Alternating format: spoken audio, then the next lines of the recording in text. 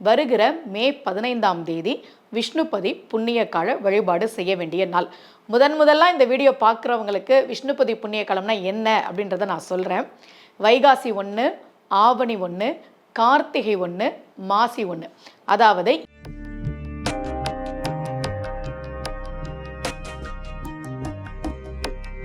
ரகசிய உண்மைகள் சேனலை பார்த்து கொண்டிருக்கும் உங்கள் அனைவருக்கும் சுமதி ஸ்ரீயின் அன்பு வணக்கம். இந்த பகுதியில் நம்ம நிறைய பரிகார முறைகள், பரிகார தலங்கள், ஆன்மீக கேள்வி பதில்கள், ஆன்மீக சந்தேகங்கள், என்ன பிரச்சனைக்கு என்ன மாதிரி வழிபாடு பண்ணணும்னு தொடர்ந்து பார்த்துக்கிட்டு இருக்கோம். நம்ம ரகசிய உண்மைகள் சேனலில் ஒரு 2 வருஷத்துக்கு முன்னாடி நான் விஷ்ணுபதி புண்ணிய கால வழிபாடு பற்றி ஒரு வீடியோ போட்டிருந்தேன். அந்த வருஷம் விஷ்ணுபதி புண்ணிய கால வழிபாட்டுக்கு அந்த கோவிலில் நானும் என்னுடைய கணவரும் மட்டும்தான் 27 சுற்றுகள் சுற்றணும். இப்போ அதே கோவிலில் கூட்டம் நிறைய வருதுன்னு கயிறு கட்டி விட்டுருக்குறாங்க. அந்த அளவுக்கு ரகசிய உண்மைகள் சேனலில் நான் விஷ்ணுபதி புண்ணிய காலம் பற்றி பேசின அந்த வீடியோ சமூக வலைத்தளங்களில், வாட்ஸ்அப் குரூப்பில் நிறைய ஷேர் ஆகி இன்றைக்கி நிறைய பேர் அந்த வழிபாடு பண்ணுறாங்க. மலேசியா, சிங்கப்பூர், வெளிநாடுகள்லையும் நான் எங்கே சொற்பொழிவுக்கு போனாலும் அம்மா நாங்கள் விஷ்ணுபதி புண்ணிய கால வழிபாடு தொடர்ந்து பண்ணுறோம் அப்படின்னு சொல்கிறாங்க. எனக்கு அதில் ரொம்ப மகிழ்ச்சி.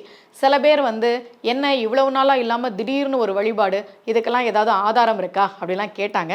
அவங்களுக்கு நான் பதில் சொன்னேன். என்னோடய பதிவுகளை பார்க்குறவங்களுக்கு தெரியும், நான் ஆதாரம் இல்லாமல் எந்த ஒரு பரிகாரத்தையும் நான் சொல்ல மாட்டேன். நம்முடைய பக்தி இலக்கியங்களை இருந்து தான் நான் பரிகாரம் சொல்லுவேன். ஏன்னா நான் ஆன்மீக சொற்பொழிவாளராக இருந்து தான் ஜோதிடர் ஆனேன். அதனால் நிறைய பக்தி இலக்கியங்களை படித்து அதில் இருக்கிற விஷயங்களை மட்டும்தான் சொல்லுவேன்.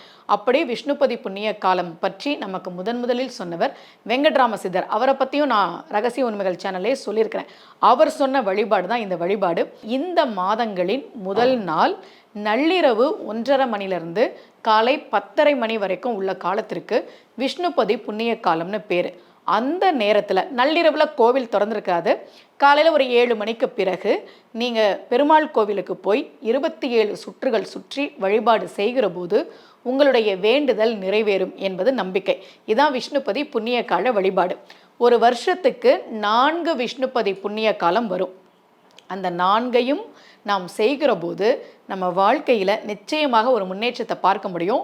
அதுவும் இந்த வைகாசி 1க்கு என்ன சிறப்புனா, நமக்கு சித்திரை மாதத்துலேருந்து தான் கணக்கு இல்லையா? ஜனவரின்றது ஆங்கில புத்தாண்டு தொடக்கம், நமக்கு சித்திரை தான் தமிழ் புத்தாண்டு தொடக்கம். அப்போ வைகாசி தான் ஒரு வருடத்தினுடைய முதல் விஷ்ணுபதி புண்ணிய கால வழிபாடு வரக்கூடிய நாள் வைகாசி 1.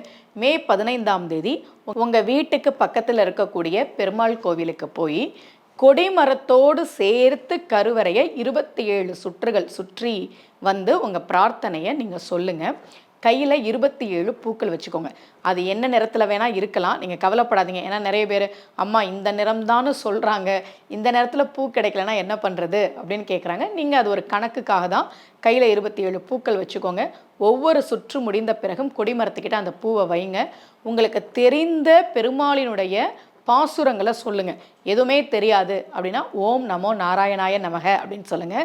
உங்களுடைய வேண்டுதலை சொல்லி மனம் உருகி விஷ்ணுபதி புண்ணிய காலத்தில் பெருமாள் கோவிலுக்கு போய் நீங்கள் வழிபாடு செய்கிற போது நிச்சயமாக உங்கள் வாழ்க்கையில் நீங்கள் ஒரு மிகப்பெரிய முன்னேற்றத்தை பார்ப்பீங்க. யாருக்கெல்லாம் இது நல்லபடியாக பலன் தருன்றதையும் சொல்லிடுறேன். நீங்கள் நல்லவங்களாக இருந்தால் மட்டும்தான் நல்லது நடக்கும்.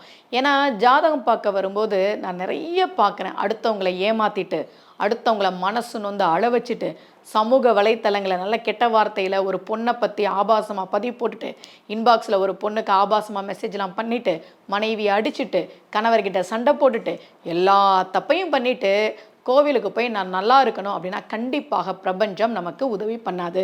அம்மா கெட்டது பண்ணுறவங்களாம் நல்லா தான் இருக்கிறாங்க அப்படின்னு சில பேர் கேட்பாங்க. நீங்கள் நல்லா கவனித்து பாருங்கள், அவர்களுடைய பிள்ளைகள் ஏதோ ஒரு துயரத்தில் இருக்கிறாங்க. நான் நிறைய பார்த்துருக்கேன். என்னைய யாரும் எதுவும் பண்ண முடியாது அப்படின்னு ஒரு ஆணவத்தில் இருந்த அத்தனை பேரின் பிள்ளைகளும் அவர்கள் செய்த அந்த தவறுக்கான தண்டனையை அனுபவித்து கொண்டு தான் இருக்கிறார்கள். அப்போது உங்களுக்கு ஒரு வேண்டுதல் பலிக்கணும்னா நீங்கள் நல்லவங்களா இருக்கிறீங்களான்னு உங்கள் மனசாட்சியை கேட்டுக்கோங்க. நாம் நல்லவங்களா, அதுக்கப்புறம் நீங்கள் கோவிலுக்கு போய் வழிபாடு பண்ணுங்கள். எப்போவுமே நான் சொல்லுவேன், நல்லவங்களா இருந்து நாம் ஒரு வழிபாடை செய்கிற போது நிச்சயமாக தெய்வம் நம்முடைய வேண்டுதலை நிறைவேற்றி கொடுக்கும். எதுவாக வேணால் இருக்கலாம். எனக்கு பதவி உயர்வு வேணும், இல்லை ஒரு நல்ல வேலை வேணும், சம்பள உயர்வு வேணும், சொந்த வீடு அமையணும், நல்லபடியாக திருமணம் அமையணும், மகிழ்ச்சியான வாழ்க்கை வேணும், உடம்பு ஆரோக்கியமாக இருக்கணும், பணம் வேணும், செல்வம் வேணும், இந்த மாதிரி உங்களுடைய பிரார்த்தனைகளை சொல்லி நீங்கள் வழிபாடு செய்யுங்கள். நம்பிக்கையோடு பண்ணுங்க. விஷ்ணுபதி புண்ணியக்கால வழிபாடு செஞ்சு நிறைய பேருக்கு அவங்க வாழ்க்கையில் வந்து முன்னேற்றம் இருக்குது. அவங்க சொல்லுவாங்க, அம்மா ஜாதகப்படி சில பேருக்கு அவயோக தசை, 6ஆம் அதிபதி தசையெல்லாம் நடந்தாலுமே கூட இந்த பிரார்த்தனைக்கு ஒரு பலன் உண்டு. இது நான் சொல்லலை, வெங்கட்ராம சித்தர் சொன்ன வழிபாடு. நம்பிக்கையோடு நீங்கள் செஞ்சு பாருங்கள். நிச்சயமாக ஒரு மாற்றத்தை நீங்கள் பார்ப்பீங்க. மே 15ஆம் தேதி விஷ்ணுபதி புண்ணியக்கால வழிபாடு செய்து பயன்பெறுங்கள்.